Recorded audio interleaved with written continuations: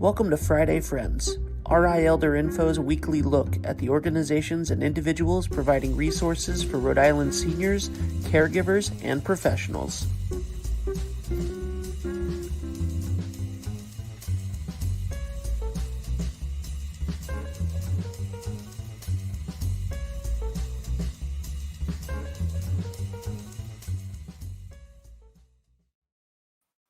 Good morning, everybody. Happy Friday and Happy New Year.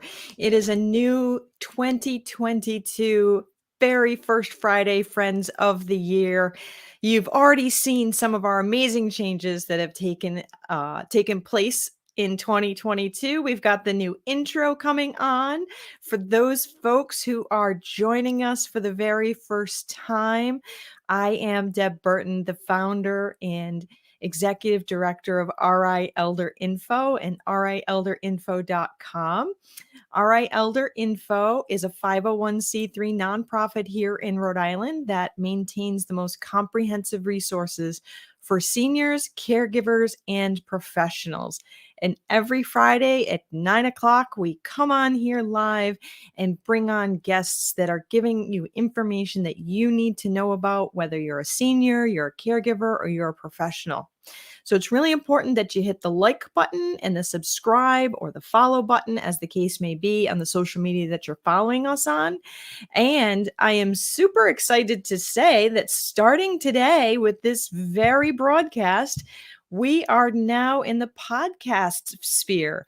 So if you're not able to check us out on Facebook or YouTube, you can find us where you find your regular podcast shows. So you can listen to us back and forth in the car or, while you're cleaning the house. You have many more opportunities to get the information you need. So lots of great things happening here at RI Elder Info for 2022. It's going to be amazing. And please take a moment to share this out with your friends and family, because there's stuff that we're going to talk about that you or somebody you know needs to hear. So really important that you share this out. So we are a nonprofit. So what we do here would not be possible without the support of our sponsors and our donors. We are really grateful to Oak Street Health. They are one of our large sponsors. They have locations in Warwick over by the Christmas Tree Shop and Stop and Shop Plaza. They have a location on Broad Street by the old St. Joe's Hospital. They have another one on Branch Ave right over by the McDonald's. And then they have one up in Woonsocket that is not too far from the Planet Fitness. So one of the really cool things about Oak Street Health is they can provide transportation to get to the doctor's office. So today happens to be like one of those really snowy days. And if you weren't able to get in the car and drive, which a lot of us are not going to be able to do today, Oak Street Health would be able to come pick you up at your house and take you in for your doctor's appointment. Very cool. They also have community rooms that do a lot of cool stuff that are open to everybody, whether you're a patient with them or not. We also have United Healthcare. They are insurers for individuals on Medicare. They have a lot of amazing benefits, and I strongly encourage you to call my friend Jen Barrows over there. She can speak to you in multiple languages so that you can get the information that you need about your healthcare in a way that works best for you. I am also extremely grateful to 321 Media, who is doing the magic behind the scenes and is able to make this a podcast for us and make this stream flow smoothly. So shout out to Ben Barber at 321 Media. And if you visited the rielderinfo.com website, you have visited the rielderinfo.com website, right? Yeah. That is the fabulous work of England Studio. They are an award-winning web design team located here in Rhode Island that can create any kind of website that you might need. So I encourage you to check them out too. So this week, I am really excited to have my guest on today. She is the director, statewide director for AARP, and she's a friend of mine outside of what we do. So I would like to bring up Catherine Taylor. Good morning, Deb. How are you? Good morning, everybody. Good morning, Catherine. So 1 year ago, you kicked off 2021 for us as the head of Age Friendly Rhode Island. And now here it is a year later. Tell everyone what it is that you do now. This is, I'm very excited for you. Thank you so much, Deb. I'm really excited for me too. I am so thrilled and honored to be in this position. I am the state director for AARP Rhode Island. And I am succeeding Kathleen Connell, who I think is a familiar person to all Rhode Islanders. She was the state director. She was the founding state director. She opened the office more than 20 years ago. Big shoes to fill. She's someone that I, have admired for a long time, and she retired. And so I applied for the job, and I'm so honored to have been appointed in this role. Yeah, big shoes to fill. Kathleen is an absolutely amazing person. So now that you're in this role, what are some of the initiatives that AARP is working on for 2022?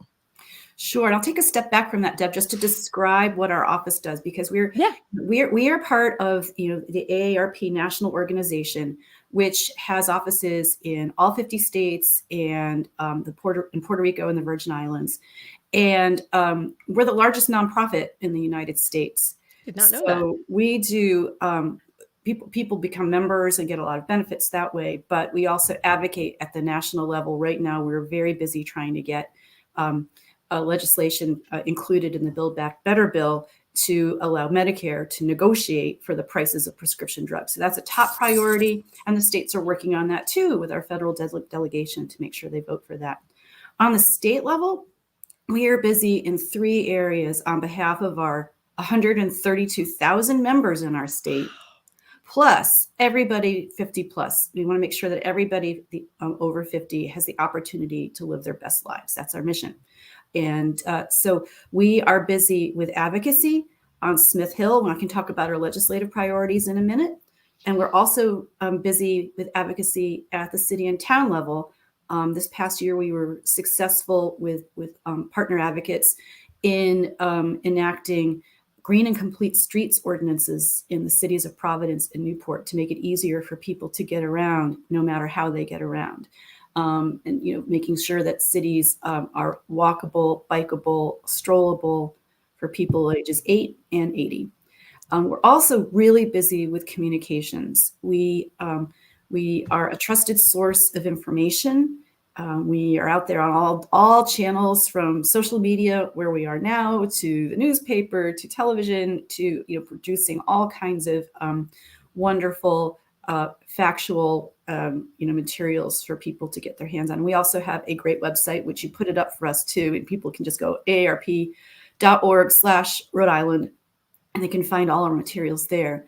And finally, we do an awful lot of outreach and programming in the community. So we've been producing some really, really fabulous webinars about livable communities, focusing on outdoor spaces and on transportation and on other issues like that. We also have a monthly healthy cooking demonstration that people can find. All these events, you can go on our website, go aarp.org/RI events to find the live events. But if you've missed things and you want to go back a couple years in time, you can go to aarp.org/RI replays. And there you can see last year's cooking demonstrations, or you can catch our webinars, which are really fabulously done. We brought on all of the environmental heavy hitters in Rhode Island over last year. Lots of people who are involved in the transportation space. There's just a lot to learn and a lot of fun to be had. So that's really what we concentrate our work on here in the state. Gee, is that all? No, actually, I left out something really important, and this may be something that your listeners would like to get engaged with. We do all of our work with the help of an amazing core of dedicated volunteers. Volunteers are our lifeblood. In fact, our motto, going back to our founder, Dr. Ethel Percy Andrus, is to serve and not to be served. And so we have scores of volunteers. Many are retired. Some still work part-time, of all ages, who help us get our programming done. In fact, in the age of COVID, when we'd have to bring everything online, people will remember us being out in the community all the time. Haven't been able to do that. We're in our little Zoom boxes all the time. But you've got 321 productions We have tech volunteers who have learned how to do Zoom and who are the man behind and the woman behind the curtain for all of our events. We have folks who are helping us at the local level connect with their local leaders to become livable communities. We have people who are making, phone calls to check in on people and to give them valuable information. We have a whole core of advocacy volunteers who have formed relationships or learning how to form relationships with the local legislators to tell the story of why the legislation that we need to get passed is important, and so much more. We not out of our office, but AARP also has two really great programs called Driver Safety, where we do a lot of programming to help people learn how to drive more safely as they get older and get a discount on their health insurance. And our driver safety lead volunteer is very involved in all of our other work. And also Tax Aid, where we have a program to help people, get assistance on preparing their taxes, all kinds of stuff. But volunteering with us is a really exciting thing to do. And if people are interested in that, you can go straight to our website again, aarp.org/RI volunteers, and fill out an application. Talk to us and find out what we're about. There may be something that you'll find really rewarding, and you'll just meet the nicest people. That's one of the most wonderful parts of this job for me. Yes, I can totally understand that. I want to go back to something that you first said, so that I want to make sure that the viewers understand why is it important. AARP, you had said, has legislation that will allow Medicare to negotiate drug rates. Mm-hmm. Why is that important? This is incredibly important. Americans pay, I think, I don't have the facts in front of me, but I think it's like 3 times as much for our prescription drugs as people do in other countries. And one of the reasons that's so is that Medicare by law has been prevented from negotiating the costs of prescription drugs with the pharmaceutical companies. Like the Veterans Administration is allowed to do that, and they're able to keep costs lower for veterans who use their healthcare system. This has been one of AARP's top priorities nationwide for a generation. For as long as I've been, in my earlier career, the earliest parts of my career, I worked as U.S. Senate staff, and it was important then. So right now, that provision has been included in the Build Back Better Act that was passed by the House of Representatives. It's currently being negotiated in the U.S. Senate, and as I said, it's our top priority to make sure that stays in the bill so that everyone who is on Medicare will have lower costs for their prescription drugs going forward. It is just so important, and I can't think of a Medicare beneficiary that won't feel that in their pocketbook going forward. That is incredibly important, because even if you're an individual, I would think maybe you personally don't take a lot of medications, and you think, does it really matter for me? Well, I would assume, yes, this is going to make a huge difference, because it's also going to drive down the cost of insurance itself. Got it. Yeah. To not be able to negotiate and find a fair price. I had an interesting experience. I had a dog who had Lyme disease, and the medication that the dog needed to take is also something that humans need to take. And it's literally the exact same medication. And it was cheaper at the vet than it was at the pharmacy. Yeah, I believe that. So I know it's, and even at that there's got to be a price markup as well. So I think being able to negotiate and get at least reasonable rates would be awesome. So if people wanted to support AARP in doing this, what should they do? Sure, you can do a couple of things. You can send an email to our Associate State Director, Matthew Netto, at mnetto@aarp.org to say that you want to be an advocacy volunteer. We actually do have, when people join AARP and they're from Rhode Island, they can sign up to be you don't even have to be a volunteer. You can just sign up that you're interested in advocacy. And then whenever we have a call to action, we will email you and let you know what needs to happen. So you can just, make sure if you're a member or if you haven't joined yet and want to, that you've signed up for advocacy alerts. And we will give you many, many opportunities through emails from the national organization and from our state to sign petitions, to email your state and federal legislators, to write letters, make phone calls, and make your voice heard. And that is how, we get these things done. We are, the professionals on our staff and the folks who work in government affairs at AARP are very effective at their job, but that's not who legislators listen to. They listen to you. They want to hear from the people in their districts who are affected by state and local legislation, the people who are choosing between whether to fill their prescription and whether to buy food, or whether to, pay the bus fare to go to a medical appointment. That's who they want to hear from. Those stories are really compelling, and then they can see why this is so important to do. And, this really goes to why I love my work so much, Deb. Everything AARP does, everything is geared towards social impact. The reason we do what we do, the end result is that people's lives are made better by the things we do. So that's why we're here. And that's why we need everybody to join up with us. Absolutely. So Carrie Lynn said that she's interested in the advocacy program. So I'm sure she's going to be reaching out to you. Good. So one of the other benefits that you had mentioned, and it is, really kind of going into that time of year, is assistance with tax preparation. Mm-hmm. 'Tis the season.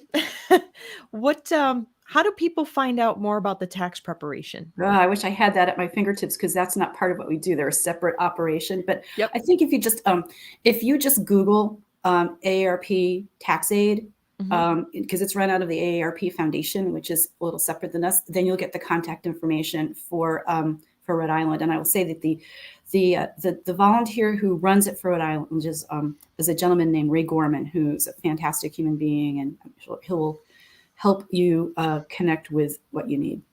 There, as all of AARP right now, we can't be in person yet.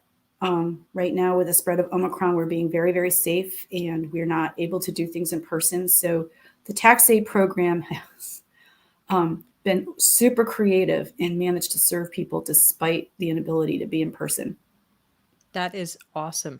And you mentioned the transportation program, and I've had Lorna on before to talk about the Safe Driver program. Yes. And that program is absolutely amazing, and that's been able to be done virtually too. Do you know if somebody does the Safe Driver training program now, do they still potentially get a discount on their car insurance? Yes, potentially, depending on the rules in the states. And again, Lorna can answer that. I'm glad you brought Lorna up, and I'm glad you've had her on the show. I just want to give her a shout out, because she was the recipient of the 2021 AARP Rhode Island Andrus Award, which is named after our founder, Dr. Ethel Percy Andrus, and it's our highest award for volunteer service. And Lorna is just a powerhouse volunteer. Not only does she run driver safety program for Rhode Island, they had a vacancy in Massachusetts. She's also running the Massachusetts program as well. And she sits on AARP Rhode Island's executive council, and she's our liaison to the Age-Friendly Rhode Island Transportation Work Group. And, beyond that, she and her husband are volunteer drivers for Meals on Wheels. She's just a superstar volunteer. And I'm so glad you had her on our show. Hope you have her back this year, because she just has a wealth of information to offer. Yes. RA Elder Info likes her very much as well. She's just a super person. Yeah. So, one of the things that I've seen come up through AARP, which I thought was really, really fascinating, throughout the COVID process, AARP has developed a dashboard for care. Can you talk a little bit about that? Sure, there are two. There is the long-term services and supports dashboard that ranks the states in a number of different categories when it comes to long-term services and supports. And then also during COVID, they've developed a nursing home dashboard that shows the status of states in terms of the percentage of residents who've received vaccinations, the percentage of staff who've received vaccinations, the percentage of facilities that are experiencing staffing shortages, PPE shortages. And, some of these categories are more important to know about earlier in the pandemic. Now, we're really tracking vaccinations and boosters very closely. So that comes out monthly. And then we at the state level, if there's something really newsworthy or worrisome to report, we get it out there. Yeah, you guys have done an amazing job with that. Thank you. Thank you. I have a fabulous staff who's been really on it. But interestingly enough, the last time the nursing home dashboard came out with COVID information, we discovered a really incredible thing, which is that Rhode Island at that point, these were the November statistics, ranked first in the nation for resident and staff vaccinations. So, wow. Yeah, so there's a good story to tell here, and when there's a good story to tell, we will tell it on top of the difficult stories. We have to take our wins where we can. Yeah. Because COVID has been hard for so many people for so very many reasons. But yeah, we have to take the wins where we can. And with the vaccine mandate, it does keep people safer. Exactly. And initially, Rhode Island, unfortunately, we lost a lot of residents in long-term care initially. We did. But hopefully, with the vaccine mandate, even with the Omicron spike, we'll be better. And that's always the goal. So what other things is AARP working on? Are there particular pieces of legislation that folks should really take a look at and maybe contact their representatives? Yep, and just stay in touch with us too to see kind of where we are pushing things. But we have, I think, 4 priorities for this coming session. And that's not to say we won't weigh in and support other pieces of legislation, but our focus is on the following. First of all, housing. Housing is having a real moment in Rhode Island, which we're very excited about. The speaker, the lieutenant governor, the governor's 2030 plan, have all are committed to a real focus on affordable and accessible housing for older people. And where we really want to be in the debate is to make it easier for people and families to build what we call accessible dwelling units. Right now, that's something you can build inside your own house, but the tiny home movement, the granny flats, in-law apartments, those are all different names for what we're talking about. And those are they're a way to build more housing that works for us as we grow older, that's easier to live in, that's smaller, that's, that you can afford, that's most importantly in the community where you live. Not in a high rise that's not near anything, which is what we have mostly in Rhode Island when we think of senior housing, but living, potentially in your very own home, but just, part of it. It's also a way to help you afford to stay in your home because you can rent out part of it to other people. There are a lot of zoning barriers and other issues, and we're going to have to clear a way to make this, part of the array of options that we all have as we get older and we want our housing to work for us. And another thing we'll be advocating for is that new construction, there are sort of set-asides for housing for people with disabilities, but we would argue that all new construction should have universal design because you never know when you're going to have a disability. Amen. Or when you're going to have a knee replacement and need, specialized housing, and be so much nicer for you as the individual, so much less expensive for the healthcare system. If you were able to go right home to an apartment or a home that was accessible rather than spend a couple weeks in rehab, which I actually had to do a couple of years ago. I had a fall and I was in a wheelchair, and my house is an old house that I couldn't get in until I had a couple of weeks of therapy to figure out how to use all the equipment I needed to use to haul myself up those stairs. So if And then would eliminate specialized waiting lists for older people or people with disabilities. Just all housing would be possible for all people. And that's really what we're going for. So housing is a big one.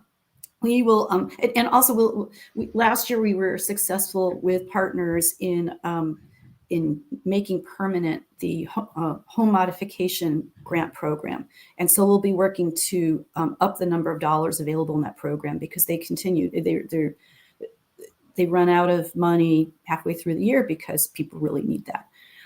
We'll still be pushing for all kinds of legislation to continue to lower the cost of prescription drugs from all angles. We were successful last year in getting a couple of good ones passed, putting a cap of $40 a month on the copay for insulin, for example, and eliminating the gag clause on pharmacists that used to prevent them, but no longer, from telling you whether there was a cheaper way to get your drugs than through your insurance. I didn't know that gag clause was removed. That's It awesome. was removed. Yes, in Rhode Island, that's no longer the law. So your pharmacist can tell you, if you use your little Good RX card, or if you mail order from somewhere, that you can make that cheaper. We are also going to be working on the workforce shortage for long-term services and supports, and trying to figure out some good solutions for that.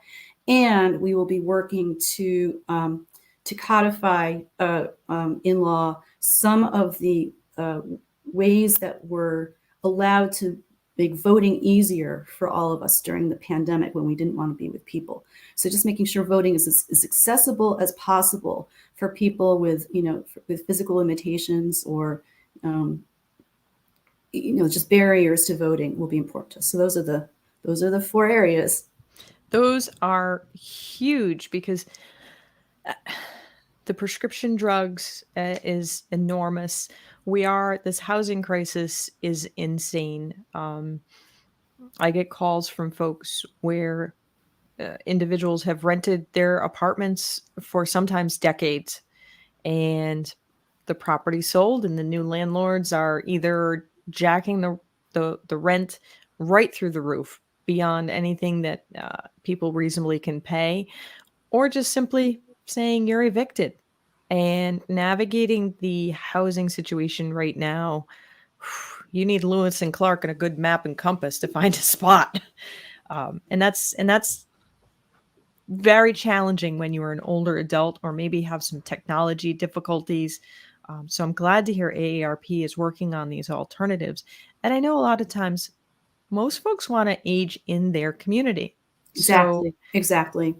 having an accessory dwelling unit, near a family member on their property, I think that's an amazing opportunity, because then you can have your own space, but you're also close enough that if something happens, you have help close. Right. Right. And I think that's one of the things that COVID has really brought to light is, we really are interconnected. We really do need to know our neighbors and have a circle of support around us. Mm-hmm. I think that's really, really important. So with the home modification grant, that one, AARP, I think, was able to get passed through the legislature 5 years ago, maybe 7 years ago initially. Right. But it's, something that had to be reauthorized every year. It wasn't permanent. Now it's permanent. Now it's Yep. a program that exists, and that's really exciting. So it's a matter of just making sure it's funded. There's not that sort of clawing to make the case that it's important every single year. And that program, that home modification grant program, is one of the most popular ways to facilitate people being able to remain independent at home for as long as possible. Exactly. Because sometimes it's just simple stuff that you need, whether it's just having a ramp to make sure that you can get in your house in the front door, whether it's things like, grab bars and other modifications in your bathroom so that you can use your bathroom safely. It can be something like alarming your doors so that a loved one who has dementia doesn't wander. It can be something like installing lights that blink on and off that are attached to the telephone and to the doorbell, so that if you're hard of hearing or deaf, you can tell, when you're needed. There are all kinds of adaptations that are permissible under the program, which is, by the way, run out of the Governor's Commission on Disabilities. So you can find the applications there. Very, very straightforward application process. You do need fast turnaround time. Yes, very fast turnaround. You do need a health professional to sign off on the need. That could be a physician or therapist. So it has to be, a legit need. But it's just a very well run and accessible program for people. Yeah, and when I say fast turnaround, I'm talking like it's usually maybe 2 weeks. Yeah. Because there's a stereotype of how government defines fast for paperwork, but they genuinely are fast, and so you can get those things done. And I think, as we're looking at housing in the big picture, I think, you're 100% on target that we need to look at, are we building things that will be conducive to us aging in place? Right. Right. I'm in Scituate, and right up the road from me, what had been a beautiful field is now going to be a big development. And what seems to be going in are colonials. So garage underneath, stairs everywhere, and they're beautiful. Right. But I think what happens when these homeowners get older, and maybe you've got a little arthritis in the knee, or like you just not as flexible as you once were. And do you want to run up and down the stairs all the time for everything? Right. Or do you want to drive everywhere? What if you don't like to drive at night anymore? That cuts off a whole part of your life. Yep. Or if you have to depend on someone for transportation. So, building new construction, we argue at AARP that it really needs to be,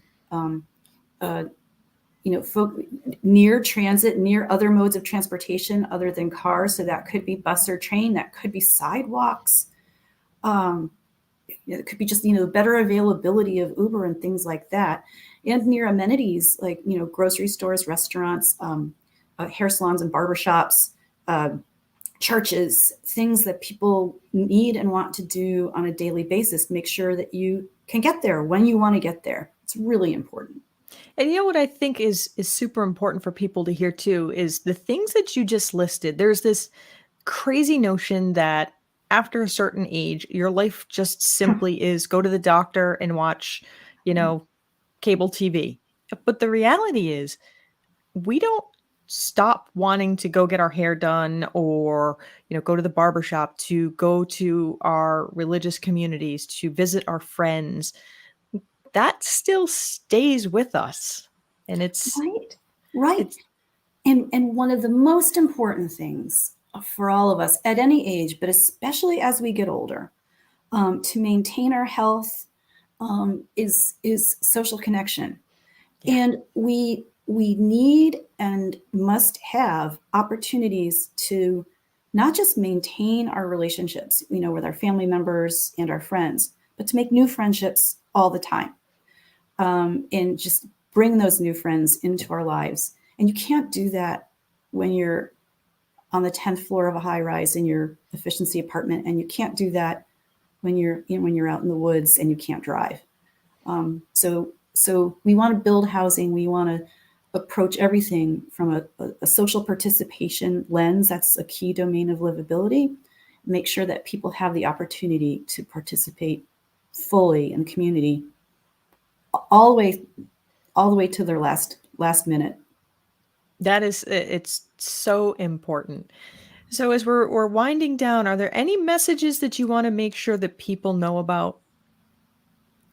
Yes, thank you for that. No, I really appreciate the opportunity to let people know sort of the full array of offerings that AARP Rhode Island has for everybody over the age of 50. Check out our programming, join us in our advocacy, explore what it's like about being a volunteer. We have a brand new volunteer state president, Marcus Mitchell, who just started this week following a really venerable volunteer president, Phil Zarlengo, who stepped down after, I think 20 years of combined service in different ways for us. He's still volunteering for us, but he's just not the state president anymore because people don't leave us. And just, and give us ideas for how we can show up better as a wise friend, a trusted source of information, and a fierce defender. That is super important. I think, AARP hits on the 8 domains that the World Health Organization has for aging in place. You have the health and support. You're advocating for realistic drug prices. You have the ability to negotiate that information. Transportation, that's a huge issue. So you're working on that transportation piece. And sometimes, real quick, like if you're, say, in downtown Providence and you're trying to cross the street with the traffic lights, just extend the walk time. That's great. I've gotten stuck on the island. Like, okay, I ran out of time to get across the street. Mm-hmm. So the transportation piece. So you've got the health piece, the transportation, the housing piece. You do the government advocacy. You offer, the tax support. And you also offer great opportunities for people to be engaged in the community. Yeah. And have a great time. Meet the nicest people, as I said. Yeah, absolutely. And you bust stereotypes. That's super important. Yeah. I've said this with every hat that I've worn, and then when I've talked to you, Deb, just there's so much to look forward to as we grow older. If we can just eliminate the barriers, there's our best part of us is ahead of us. Exactly. And as long as we see that it is us, it is not us and them. Nope. It is us and we. Mm-hmm. Exactly. Right. I'll just leave you with the words of the poet Robert Browning, which I just love. Just grow old along with me. The best is yet to be. Amen. Thank you so much for coming on today, Catherine. That is a wonderful point to stop. That's awesome. My pleasure, Deb. It was really a delight, and I hope everyone stays safe and warm on this snowy day. Yes. Well, everybody, that is our first Friday Friends of 2022.